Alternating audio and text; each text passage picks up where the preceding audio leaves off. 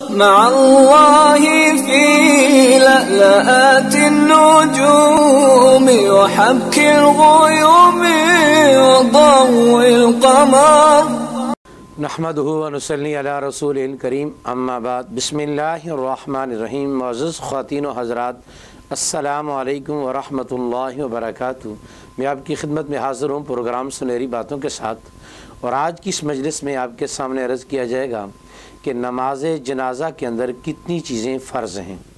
تو یاد رکھیے، نماز جنازہ کے اندر بنیادی طور پر دو چیزیں فرض ہیں۔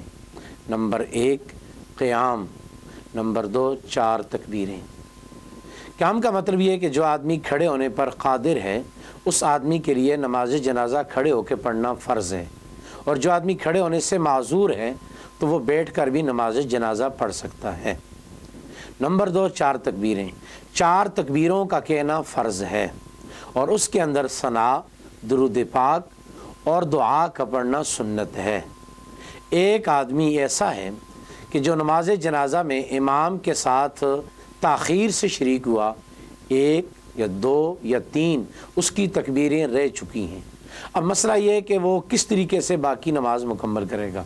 تو یاد رکھیے، جس آدمی کی نماز جنازہ میں تاخیر ہو جائے اور اس کی تکبیرات رہ جائیں، تو کیا اس کے لیے صرف تکبیرات کہنا کافی ہوگا، یا اس کے ساتھ دعائیں، ثنا، درود پاک پڑھنا بھی ضروری ہوگا؟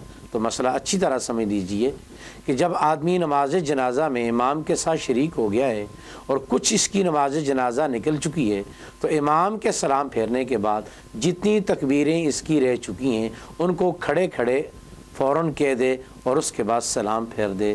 ثنا، درود پاک اور دعا کا پڑھنا ضروری نہیں ہے، صرف تکبیرات کو کہہ کر سلام پھیرے، اس کی نماز جنازہ ادا ہو جائے گی۔ اللہ رب العزت کی ذات ہمیں کہنے سننے سے زیادہ سنت پر عمل کرنے کی توفیق نصیب فرمائے۔ السلام علیکم ورحمۃ اللہ وبرکاتہ۔